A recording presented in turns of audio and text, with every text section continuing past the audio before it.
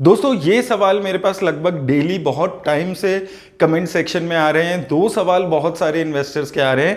पहला सवाल कि म्यूचुअल फंड्स परफॉर्म नहीं कर रहे हैं, क्या हमने म्यूचुअल फंड्स में इन्वेस्ट करके गलती कर दी है, क्योंकि काफ़ी सारे लोगों को 10 से 20% तक का नुकसान यहाँ पर झेलना पड़ रहा है, स्पेशली उन लोगों को जिन्होंने अक्टूबर नवंबर अभी 6-8 महीने से इन्वेस्टमेंट शुरू की है। और साथ में कुछ लोगों के मन में अब ये क्वेश्चन आने लगा है कि कोई म्यूचुअल फंड अगर अच्छा परफॉर्म करने वाला था लेकिन अभी वो कुछ 6-8 महीने साल भर से परफॉर्म नहीं कर रहा है, तो उस सिचुएशन में आपको कैसे करना चाहिए।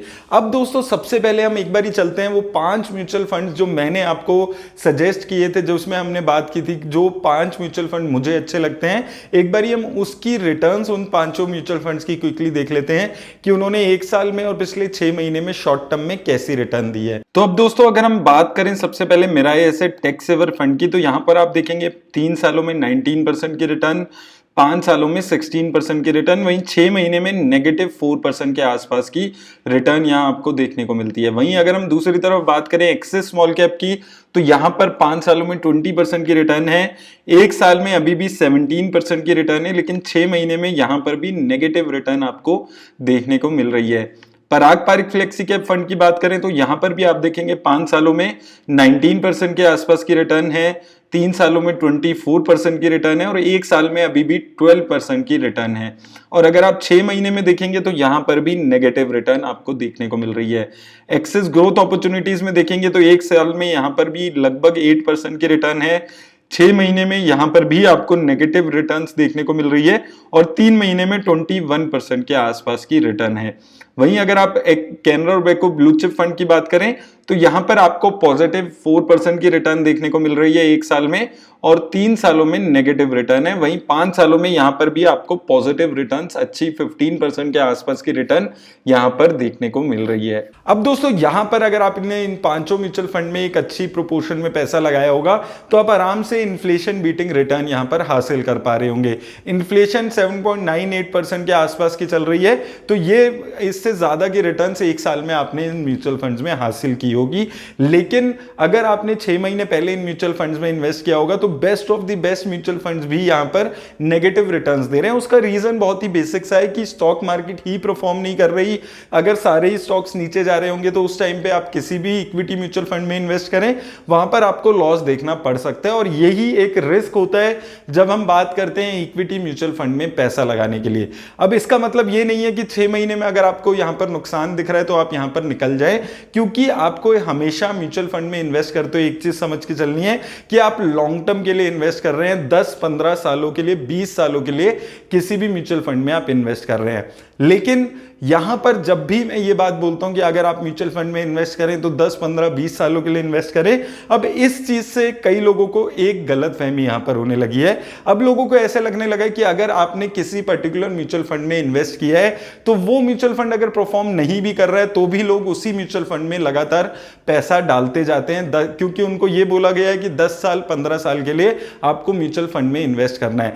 तो दोस्तों आपको यहां पर एक चीज समझनी है कि आपको इक्विटी म्यूचुअल फंड्स में इन्वेस्ट 10, 15, 20 सालों के लिए करना है। लेकिन अगर आपका म्यूचुअल फंड परफॉर्म नहीं करना है तो आपको प्लान करके उन म्यूचुअल फंड से निकलने की जरूरत है, क्योंकि हिस्टोरिकली भी हमने ऐसा देखा है कि काफी सारे म्यूचुअल फंड ऐसे रहे हैं जहां पर उनका जो एक टाइम पे बेस्ट म्यूचुअल फंड्स हुआ करते थे अपनी कैटेगरी में, लेकिन उन्होंने एक बारी जो अंडर परफॉर्मेंस देना शुरू की तो लगातार सालों साल तक अंडर परफॉर्म ही करते रहे। और अगर आप ऐसे म्यूचुअल फंड्स में बने रहेंगे ये सोचकर कि ये आपने लॉन्ग टर्म के लिए इन्वेस्ट किया है, लॉन्ग टर्म में तो वेल्थ क्रिएट होगी, तो अल्टीमेटली आपको बहुत सारा नुकसान भी झेलना पड़ सकता है।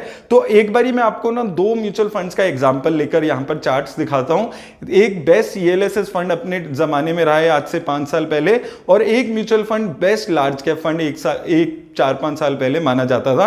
तो एक बार हम उन म्यूचुअल फंड्स के एग्जांपल से समझते हैं कि क्यों आपको टाइमली किसी भी म्यूचुअल फंड से निकलना बहुत जरूरी होता है। अब दोस्तों यहां पर मैं सबसे पहले बात करने वाला हूं एबीएसएल टैक्स रिलीफ 96 फंड के बारे में। तो ये फंड आज से लगभग 4-5 साल पहले one of the best performing ELSS fund हुआ करता था। अगर आप यहां पर देखेंगे, यहां पर मैं इस फंड की रिटर्न को इसके बेंचमार्क की 3 इयर्स रोलिंग पीरियड की रिटर्न से कंपेयर कर रहा हूं। तो आप यहां पर देखिए दिसंबर 13 से दिसंबर 16 तक इस फंड ने 21% की रिटर्न दी थी और इसके बेंचमार्क इंडेक्स ने सिर्फ 13% के आसपास की रिटर्न दी थी। और आप देखेंगे कि बहुत ही ज्यादा अच्छा परफॉर्म ये फंड उस टाइम पे करता हुआ दिख रहा था। 26% तक की भी रिटर्न इस फंड ने एक टाइम पे दी है 3 साल के रोलिंग पीरियड पे। लेकिन अगर आप यहां पर देखेंगे धीरे धीरे इसका जो फंड का परफॉर्मेंस था वो खराब होता चला गया, और आप यहां पर देखेंगे एक टाइम ऐसा आ गया कि ये अपने बेंचमार्क से भी खराब रिटर्न्स देने लगा। और यहां पर दोस्तों अगर आप अब देखेंगे 2018 से 2021 के पीरियड की अगर आप रिटर्न देखेंगे तो इस फंड ने अपने बेंचमार्क से भी खराब रिटर्न्स देनी शुरू कर दी। तो ये लगातार फिर अंडर परफॉर्मेंस जब इसकी शुरू हुई, तो अब आप आज के पीरियड में देखिए, आज आप देखेंगे अगर आप 2019 से 2022 के पीरियड में देखते हैं तो एक्सिस टैक्स रिलीफ ने 7% की रिटर्न दी और इसके बेंचमार्क इंडेक्स ने 13.5% की रिटर्न दी है।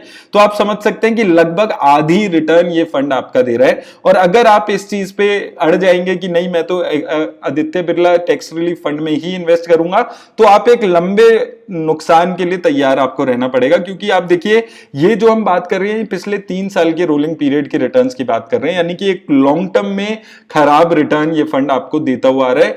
बेंचमार्क से देखिए 1-आधा% ऊपर नीचे भी होता है तो चीज चल जाती है, काम चलाया जा सकता है। लेकिन अगर आप बेंचमार्क से आधी रिटर्न देने वाले फंड में रेगुलर बेसिस पे इन्वेस्ट करते रहेंगे और आप नई एसआईपी भी करते रहेंगे और पुराना पैसा भी आपका डला रहेगा, तो आपको काफी नुकसान अपने पैसे पे होने वाला है। तो ये एक एग्जांपल इसलिए मैंने आपको समझाया कि आपको म्यूचुअल फंड से प्यार नहीं करना है, आपको अपने पैसे से यहां पर ज्यादा प्यार करना है।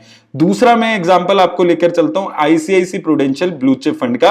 तो ये भी one of the best performing large cap category का फंड हुआ करता था एक जमाने में, और यहां पर आप देखेंगे 16-19% तक की रिटर्न्स ये दे रहा था, अपने बेंचमार्क को अच्छे से आराम से बीट करता हुआ आ रहा था। लेकिन यहां से आप देखेंगे 2015 से 2018 के पीरियड से ये लगभग अपने बेंचमार्क जैसी रिटर्न दे रहा था या फिर अपने बेंचमार्क से खराब रिटर्न दे रहा था, और लगातार एक अंडर परफॉर्मेंस आप देखेंगे यहां से लेकर अभी तक ये देखेंगे या तो इसने अपने बेंचमार्क जैसी रिटर्न दी है या उससे खराब रिटर्न दी है। और ये हम बात कर रहे हैं 2018 से 2022 के पीरियड में, यानी कि 4 साल के पीरियड में अगर हम इसके रोलिंग रिटर्न का टाइम देख रहे हैं तो या तो ये अपने बेंचमार्क जैसी ही रिटर्न दे रहे हैं, जैसे करंटली अगर आप देखेंगे पिछले 3 सालों में ये अपने बेंचमार्क जैसी रिटर्न दे रहा है, उससे अच्छी रिटर्न नहीं दे रहा है। और इस पीरियड में आप देखेंगे तो ये अपने बेंचमार्क से लगभग 2-2.5% की खराब रिटर्न दे रहा था। तो इन चीजों को आपको दोस्तों समझना बहुत ज्यादा जरूरी है कि अगर कोई म्यूचुअल फंड एक जमाने में बेस्ट परफॉर्मिंग हुआ भी करता था और वो परफॉर्म नहीं कर पा रहा है, तो आपको टाइमली मैनर में उस म्यूचुअल फंड से निकलना बहुत ज्यादा जरूरी हो जाता है। अब दोस्तों ये दोनों म्यूचुअल फंड्स एक जमाने में बेस्ट परफॉर्मिंग म्यूचुअल फंड्स थे, लेकिन ये लगातार अंडर परफॉर्म करते रहे। और जब भी मैं आपको बोलता था कि इन म्यूचुअल फंड से अब निकलने का टाइम आ गया है, या फिर एटलीस्ट आपको अपनी नई एसआईपी इन म्यूचुअल फंड्स में नहीं करानी है। अब लोग यहां पर गलती क्या कर रहे हैं कि लोग जिस भी म्यूचुअल फंड में इन्वेस्ट करते हैं, जिस भी म्यूचुअल फंड हाउस में इन्वेस्ट करते हैं, उस म्यूचुअल फंड हाउस से प्यार करने लगते हैं, उस म्यूचुअल फंड से प्यार करने लगते हैं। और ये एग्जांपल मैंने अभी रिसेंट में समझा जब मैंने एक्सिस म्यूचुअल फंड में जो स्कैम हुआ था उस पे वीडियो बनाई थी, जिसमें काफी सारे लोगों ने नेगेटिव कमेंट उस वीडियो के ऊपर किए थे, क्योंकि उनको म्यूचुअल फंड हाउस से प्यार हो गया। तो वो म्यूचुअल फंड हाउस कुछ भी करे तो वो सुनने को तैयार नहीं है। देखिए अगर आप स्टॉक मार्केट में आए हैं तो आपका पर्पस है पैसा कमाना, वेल्थ क्रिएट करना, तो आपको मैं यही बोलूंगा कि अगर आप किसी भी म्यूचुअल फंड में पैसा लगा रहे हैं तो उस म्यूचुअल फंड से प्यार करने की बजाय, उस म्यूचुअल फंड हाउस से प्यार करने की बजाय अपने पैसे से प्यार करिए। अगर वो म्यूचुअल फंड हाउस या वो म्यूचुअल फंड आपके पैसे को अच्छी तरह यूटिलाइज नहीं कर पा रहा है, एक अच्छी रिटर्न आपको जनरेट करके नहीं दे पा रहा है, तो आपको डिसीजन लेना पड़ेगा कि आपको उस म्यूचुअल फंड से निकलकर एक उसी कैटेगरी के दूसरे म्यूचुअल फंड में पैसा लगाएं।